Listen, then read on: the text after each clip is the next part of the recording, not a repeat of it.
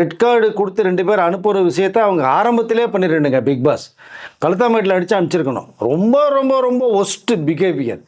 ஏங்க இப்படி ஒரு ஒரு வந்து பொது நிகழ்ச்சி, ஒரு ஃபேமிலியோட பார்க்குற ஒரு குழந்தைகள் பார்க்குற ஒரு பெரிய பிக் ஷோ அது பிக் பாஸ். 8 சீசன் 7 சீசன் வரைக்குமே கமல்றது என்ன தெரிவிக்க விட்டாருங்கிறது உங்களுக்கு தெரியும். 8வது சீசன் ஆவரேஜாக போச்சு. 9 வெரி பேட்.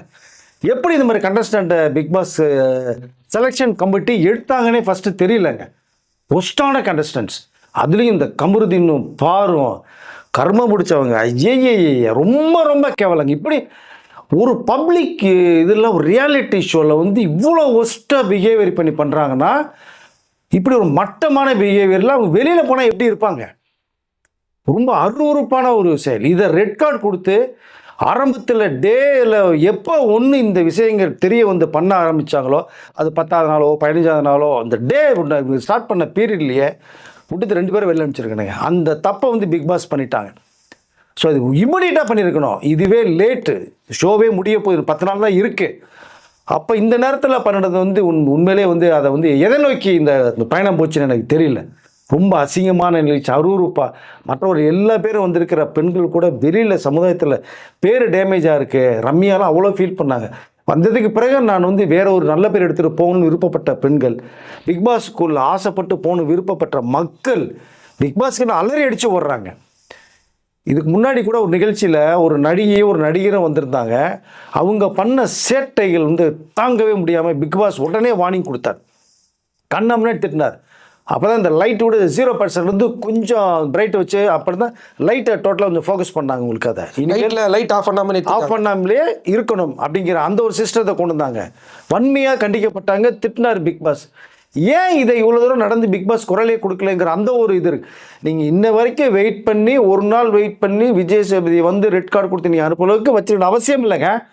நேற்று அந்த கார்டு டாஸ்கில் இப்படி சம்பவம் நடந்த உடனே பிக் பாஸ் கூப்பிட்டு உடனே வெளில ஏற்றிருக்கு 2 பேர்த்த. அப்படின்னா தனி மரியாதை வந்திருக்கு பிக் பாஸ் மேலே, அந்த நிகழ்ச்சி மேலே. இவங்க ஒரு நாள் ஏன் வெயிட் பண்ணாங்க? எதுக்கு வெயிட் பண்ணணும்? கார்டு டாஸ்க்கு போது அந்த டாஸ்க்குள்ளே பிக் பாஸ் என்ன இன்ஸ்ட்ரக்ஷன் கொடுத்துட்டாரு. முட்டி மோதி உட்காந்துட்டாங்க. முட்டி மோதி உட்காந்ததில் வந்து ஒரே சீட்டில் பேக் சீட்டில் வந்து பாரு உட்காந்துருச்சு, நடுவில் இந்த ஓரமாக சாண்ட்ரா உட்காந்துருச்சு, நடுவில் பாரு அந்த பக்கம் கமருதீன். அவன் பேர் சொல்லக்கூட வந்து சுத்தம் பிடிக்கல 2 பேரோட. அப்படி ஒஸ்டான பிஹேவியருங்க. ஏங்க அவங்க வீட்டில் எல்லாம் பார்ப்பாங்க இல்லைங்க, பக்கத்து வீட்டு பார்க்க மாட்டாங்களா நிகழ்ச்சியை? கட்டிலில் ஒன்றா படுத்துக்கிறது, ஒரே சோப்பாவில் கால் மேல் காப்பிட்டு உட்காந்துக்கிறது, அவங்க அதாவது அந்த மைக்கெல்லாம் தூக்கி போட்டு பண்ணது, ஸ்மோக்கிங் ஏரியாவில் போய் என்னென்னமோ பண்ணுறது. ரொம்ப ஏங்க இவ்வளோ நேரம் வெயிட் பண்ணுறாங்க பிக் பாஸ் நிகழ்ச்சி? எதுக்குங்க வெயிட் பண்ணணும்னா? டிஆர்பி. என்னங்க டிஆர்பின்றது இருக்குது? இதை டிஆர்பி ஏற்றுறதுக்கு நீங்கள் வேறு நல்ல நிகழ்ச்சியை போட்டு ஏற்றிட்டு போகலாமேங்க. இப்படி நீங்கள் ஃபேமிலியை பார்க்குற ஆடியன்ஸுங்க அது மேலே மரியாதை இருந்ததுங்க. மக்களுக்கு இப்போ அது மேலே மரியாதையே போயிடுச்சேங்க. டிஆர்பி முக்கியமாக இவ்வளோ கூட மக்களுடைய அந்த பிளெஸ்ஸிங் ஆசீர்வாதம் அந்த அன்பு வேணுமா பிக் பாஸ்க்கு? அதுதானே வேணும். டிஆர்பிக்கு எது வேணாலும் பண்ணலாமா?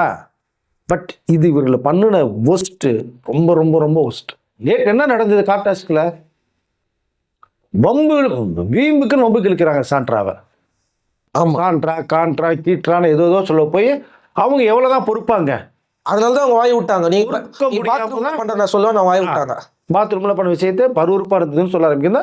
உண்மையை சொன்னால் கோவம் வரதான் செய்யும். அது உண்மையை சொல்லிட்டாங்களே, பப்ளிக் முன்னாடி தெரிஞ்சிருமே, இது பிக் பாஸ் மைக்கில் சொல்லிடுவாரு, பார்ப்பாங்களேன்னு அந்த ஒரு ஆவேசம் ஆர்ப்பம் பேயாட்டானாங்க 2 பேரும். அவ்வளோ அசிங்கமாக பேசி கமருதீன்னு பாரு ஜாலரா அடிச்சுக்கிட்டா. அவனுக்கு ஏன் ஒரு பொண்ணை பேசுறதுக்கு ஒரு லிமிட் வேணாம்? காரி துப்புறா அப்படிங்க. காரி துப்புறதுக்கு என்ன ரைட்ஸ் இருக்குது கமருதீனுக்கு? சாண்ட்ரா மேலே துப்புறாரு, அசிங்கமாக திட்டுறாரு. ஸோ 2 இந்த பிள்ளையை பற்றி எப்படி பெற்றிருக்கேன்னு தெரியுமா அவனுக்கு? தெரியுமில்லன்னு இப்படிலாம் கேட்குறாருங்க. ஏங்க இம்மிடியட்டாக ஒரு ஆக்ஷன் எடுத்துருக்கேனுங்க 2 பேர்த்து மேலேயுமே, கமருதீன் மேலேயும் பாரு மேலேயுமே பிக் பாஸ் அவர்கள் ஏன் எடுக்கலை? இதெல்லாம் நீங்கள் முன்னோடியாக இருக்கணும்ல. இப்படி சம்பவத்தில் நிகழ்ச்சி நடந்தால் உடனே தூக்கிடணுங்க. அப்போ தான் அடுத்த கண்டஸ்டன்ஸுக்கு பயம் வரும், மக்களுக்கு அப்பா ஒரு தப்பு பண்ணாங்கப்பா தூக்குனாங்கப்பான்னு ஒரு மரியாதை வரும் பிக் பாஸ் மேலே. நீ எல்லாத்தையும் மேலே கெட்டு சீரழித்து அவங்க கெட்டு போனதும் இல்லாமல் நிகழ்ச்சியை கெடுத்துட்டாங்க. இதில் விஜய் சேதுபதியுடைய பேரும் நாரி போச்சு. ஏன் இதை கேட்கல? ஏன் இத்தனை நாளாக வந்து சும்மா சனிக்கிழமை ஞாயிற்றுக்கிழமையை வந்து பார்த்துட்டு பறக்கு முத்தம் கொடுத்து ஹாட்டினை கொடுத்துட்டு பிக் பாஸ் அகம் டிவி வெளியே போகலாமா அப்படின்னு கேட்குது. என்னங்க அது? எவ்வளோ தூரம் அசிங்கமாக பண்ணிட்டு இருந்தாங்க. இதை விட அந்த அந்த பொண்ணு கீழே விழுந்துருச்சு ஆக்சுவலாக. இது ரெண்டும் உள்ளே உட்காந்துக்கிட்டு மெடிக்கல் டீம் பார்த்துக்கிறாங்க. அந்த 2 பேர் அந்த கானா வினோத்தும் சபரிநாத்தும் கேமே போனாலும் அந்த இறங்கிட்டாங்க. இறங்கி சாண்ட்ராவை தூக்கிட்டு ஓடுறாங்க.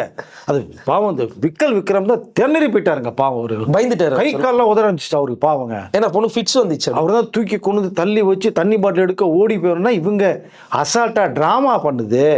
மெடிக்கல் இருக்கு அவங்க பார்த்துக்குவாங்க. என்ன திமிரு தன்னாவிட்டாங்க வார்த்தையை சொல்லுவாங்க. திவ்யா தான் எமோஷனல் ஆனது.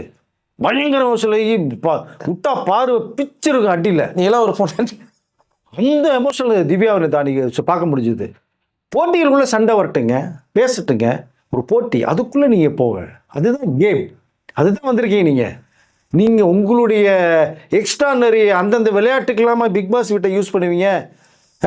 பிக் பாஸ் வீடா இல்லை இந்த வேற வீடு ஆக்கிட்டீங்க நீங்கள்? அவங்க தான் சார் சொன்னாங்க, நாங்கள் இவ்வளோ நாள் பிக் பாஸ் ஸ்கூலில் இருக்கிறதுக்கு காரணமே நாங்கள் 2 பேர் கொடுத்த ரொமான்ஸ் கண்டென்ட்ன்றாங்க. இது கேட்கும் போதே காது ரொமான்ஸ் இல்லைங்க, அருவருப்பு, ஆபாசம். இது ரொமான்ஸ்ன்றது மீனிங்கே தெரியல உங்களுக்கு. அது தெரியும். ரொமான்ஸ் வேற, அது ஒரிஜினல். அது ஒரிஜினல்.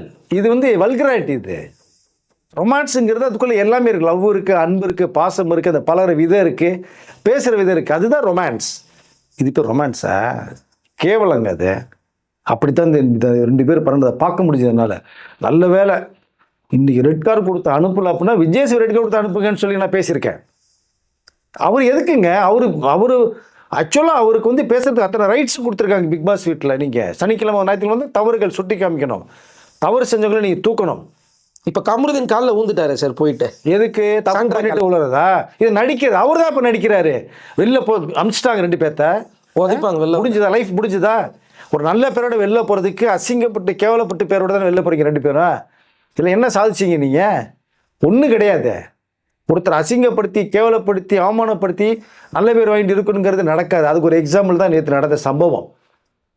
மக்கள் மத்தியில் ஒரு பேர் ரிப்பேர்னு சொல்லி தான் கமருதீன் வந்து அங்கே ஒரு ட்ராமா அவர் தான் நடிக்கிறார். இப்போ அப்புறம் வந்து இந்த பாரு என்ன தென்னாவட்டா திமுறா இருந்தது பார்த்தீங்களா? ஆமாம், மணிஃபைலையே ஒட்டுமொத்த வில்லிங்க. சினிமாவில் வர எல்லா வில்லையும் சேர்த்தா பாரு மிகப்பெரிய ஒரு வில்லியாக இருக்காங்க.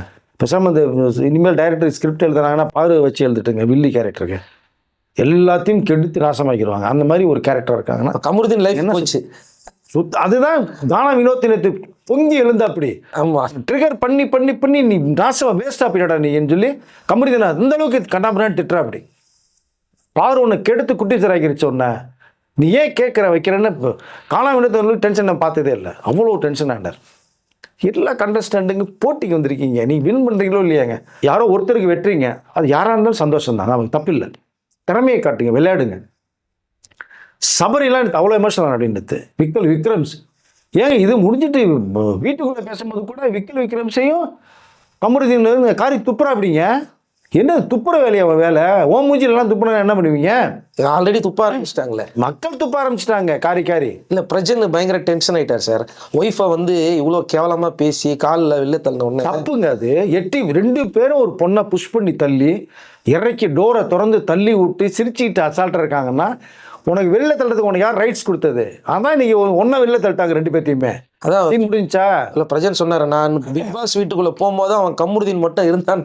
வருங்க, எமோஷனல் தானேங்க வரும். நீங்கள் ஒன்றுமில்லா விஷயம் தப்பு பண்ணீங்கன்னா நீ பேசுறதானே பேசுனாங்க. அதான் உண்மை. அதானே விக்கல் விக்ரமா அப்புறம் சொல்கிற. அப்படி நீங்கள் அசிங்கமாக பண்ணதுனால தான் எல்லாருக்கும் தெரியுமேன்னு தானே சொல்கிறாங்க. சபரியும் விக்ரமும் சொல்கிறது காரணமாக தானே.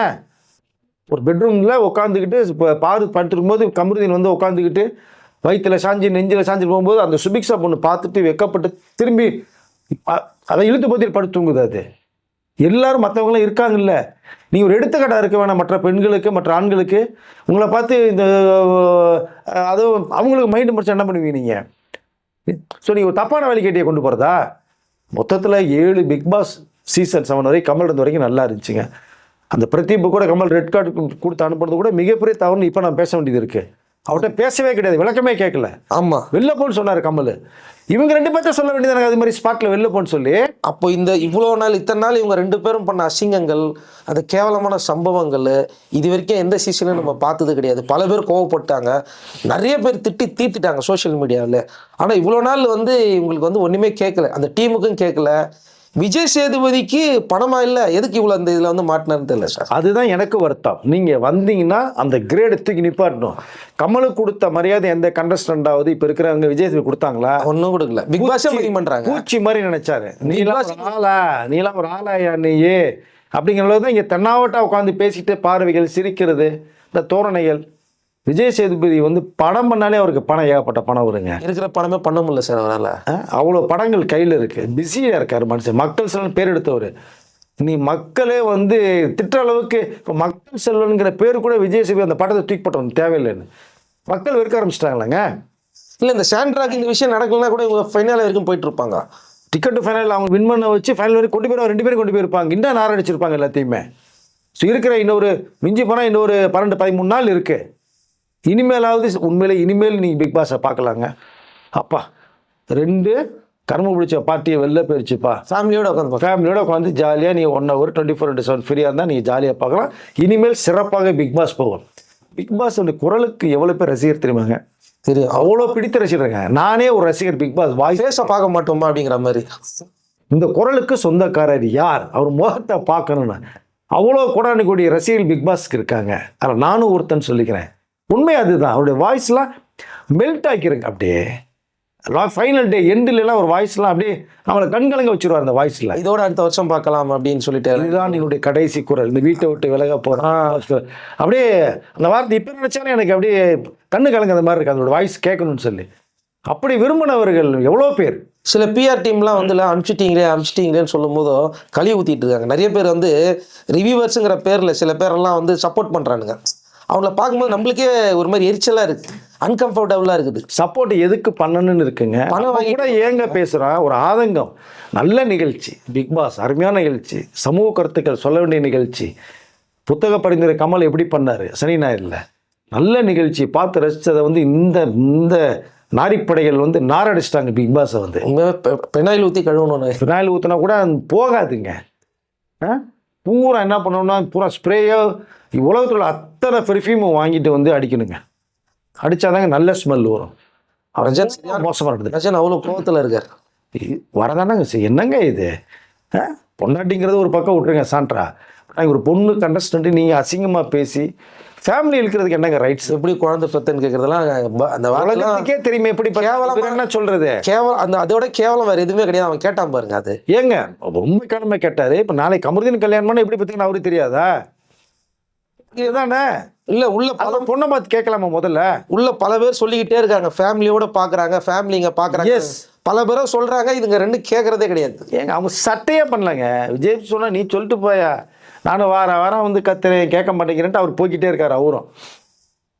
இது ஒரு உண்மையிலே ரொம்ப ஒஸ்டானது. நல்ல வேலை இந்த நேரத்துலையாவது 2 பேருக்கு ரெட் கார்டு ஒருத்தர் அனுப்பாமல் 2 பேரும் அனுப்பிச்சாங்க. அது வரைக்கும் பிக் பாஸுக்கு மிகப்பெரிய நம்மளுடைய என்ன சொல்கிறோம் மிகுந்த எப்படி சொல்கிறது சரி அன்பையும் வாழ்த்துக்களையும் பிக் பாஸ் சொல்லிக்கலாம்னு நான் நினைக்கிறேன். சந்தோஷமாக இருக்குது. இனி வரக்கூடிய ஒரு 10-15 நாளுடைய பிக் பாஸ் வாய்ஸ் நன்றாக இருக்கும். அப்படி குரலை கேட்பதற்கு நானும் ஒருத்தனை வெயிட் பண்ணுறேன். நல்ல நிகழ்ச்சி, சிறப்பாக போகணும். இனிமேல் வரக்கூடிய அடுத்த நிகழ்ச்சியில் தயவுசெய்து பார்த்து செலக்ட் பண்ணுங்கள்.